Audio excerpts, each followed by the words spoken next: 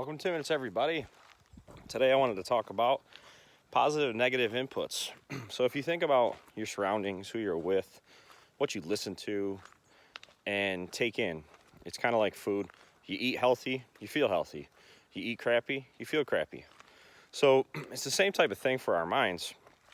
If you take in a bunch of positive energy and you're around people who are positive, you're around people of success, you're reading books about success, you're reading books about good mindset, things like that, you'll find that that's how you feel, that's how you'll think, and that's where your life will move towards.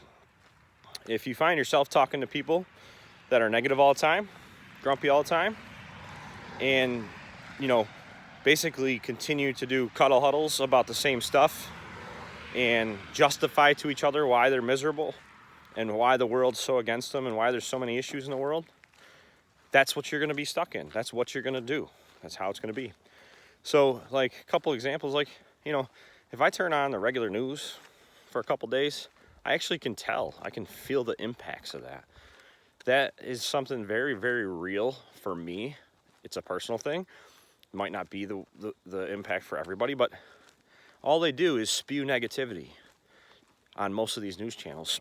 So, you wake up in the morning, your first dose of input to your mind and brain is negative. So I'm not even going to build on the topics. Everybody understands what happens on the news. Now, it's not about being blind or thinking that none of that stuff's important or that there's real tragedy in the world and all that stuff. That is not where I'm going. But do you really need to saturate yourself with that negative thinking? Do you really need to saturate your life with it?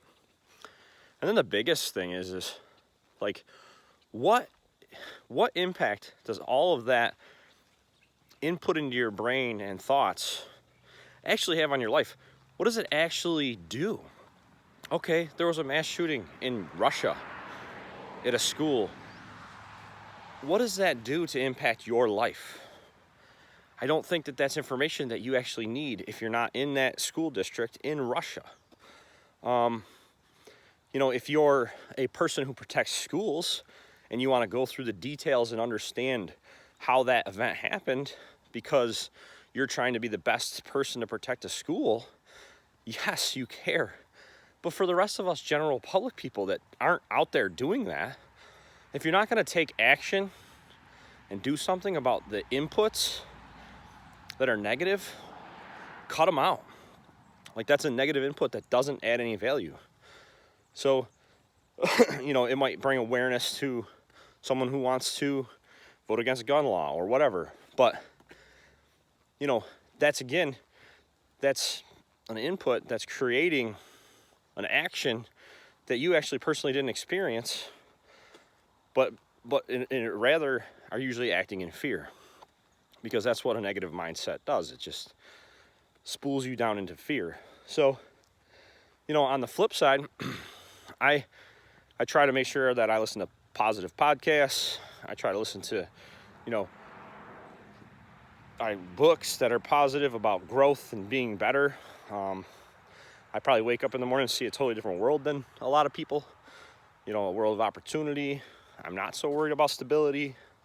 I'm not so worried about tomorrow.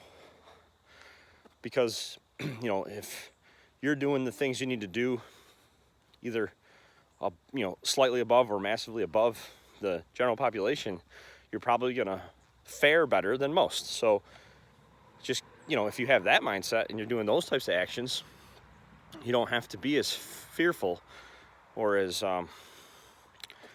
reserved or scared for the future. So, it's just negative, positive inputs. Understand them at least. And then pay attention to how you feel after them.